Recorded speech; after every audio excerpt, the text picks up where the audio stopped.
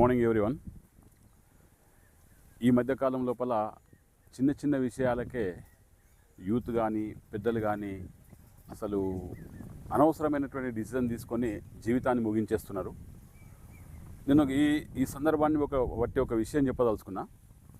ఏంటంటే అసలు ఆశ లేనటువంటి జీవితంలోనే గొప్పగా ఎదిగినటువంటి ఒక అథ్లెట్ గురించి చెప్పదలుచుకున్నా.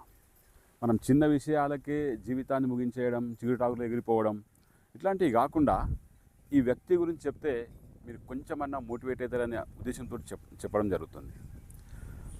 అమెరికన్ అథ్లెట్ అయినటువంటి గ్లెన్ కన్నింగ్హామ్ గురించే నేను చెప్పేది. Glenn Cunningham middle distance runner.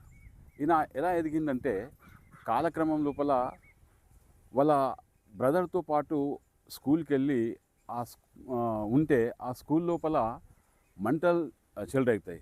ఆ మంటలు చెలరేగి ఆ మంటల్లో తన బ్రదర్ చనిపోతాడు. అట్లనే గ్లెన్ కన్నింగ్హామ్కు తీవ్రమైనటువంటి గాయాలైతాయి. 2 కాళ్ళు కూడా తీవ్రంగా కాలిపోతాయి. మోకాల నుండి కింది భాగం లోపల ఇంత మాంసం ముద్ద కూడా ఉండదు. కానీ గ్లెన్ కన్నింగ్హామ్ను డాక్టర్లు గమనించిన తర్వాత ఇతను బతకడమే కష్టం, ఒకవేళ బతికినా ఇతను నడవడం కష్టమని సలహా ఇస్తారు. కానీ గ్లెన్ కన్నింగ్హామ్ తనకు ఉండేటటువంటి సంకల్ప బలంతో మెల్లమెల్లగా వాకింగ్ స్టార్ట్ చేస్తూ, నడుస్తూ, మెల్లమెల్లగా రన్నింగ్ స్టార్ట్ చేస్తూ స్కూల్ లెవెల్లోనే కాన్సాస్ లోపల నేషనల్ రికార్డ్ నెలకొల్పుతాడు. మిడిల్ డిస్టెన్స్ 1500 మీటర్స్ లోపల. అట్లనే జాతీయ స్థాయి లోపల వివిధ పోటీల లోపల పాల్గొని మిడిల్ డిస్టెన్స్ రన్నర్గా ఒక మైల్ స్టోన్గా అమెరికాలో నిలుస్తాడు. అతన్ని కాన్సాస్ ఐరన్ మ్యాన్గా పిలుచుకునేటట్టు చేసుకుంటాడు.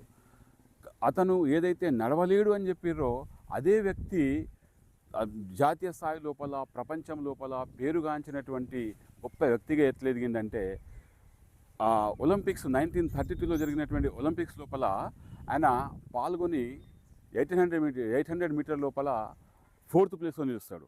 కానీ పథకం సాధించారు, కానీ 4th ప్లేస్లో నిలుస్తాడు. తర్వాత 1936లో జరిగినటువంటి ఒలింపిక్స్ లోపల సిల్వర్ మెడల్ గెలిచి కాన్సాస్ ఐరన్ మ్యాన్గా పేరు ప్రఖ్యాతులు సాధిస్తాడు. అట్లాగే తను కాన్సాస్ యూనివర్సిటీ నుండి డిగ్రీ పొంది తర్వాత ఫిజికల్ ఎడ్యుకేషన్ కూడా టీచింగ్ స్టార్ట్ చేస్తాడు ఫిజికల్ ఎడ్యుకేషన్ లోపల.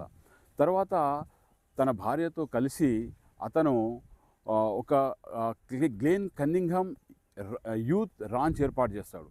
దాంట్లోపల నిరాదరణకు గురైనటువంటి చాలామంది యూత్కు ఆశ్రయం కల్పించి, ఎవరైతే దిక్కు లేదో, ఎవరైతే అనాథలుగా ఉన్నారో ఆ పిల్లలందరికీ ఒక 30 సంవత్సరాల పాటు తాను సేవనందిస్తాడు. వాళ్ళకు సేవనందించి వాళ్ళకు కూడా జీవితం మీద మంచి ఆశ కల్పించి గొప్పవారుగా అయ్యేటట్టు తీర్చేస్తాడు.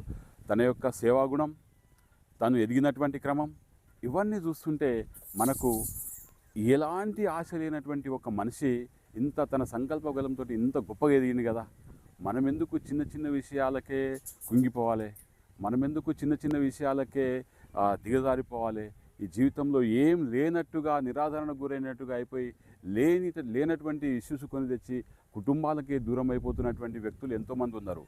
కాబట్టి గ్లెన్ కన్నింగ్హామ్ లాంటి గొప్ప అథ్లెట్ను మనం ఆదర్శంగా తీసుకొని మన జీవితం లోపల ముందుకెళ్ళాలి.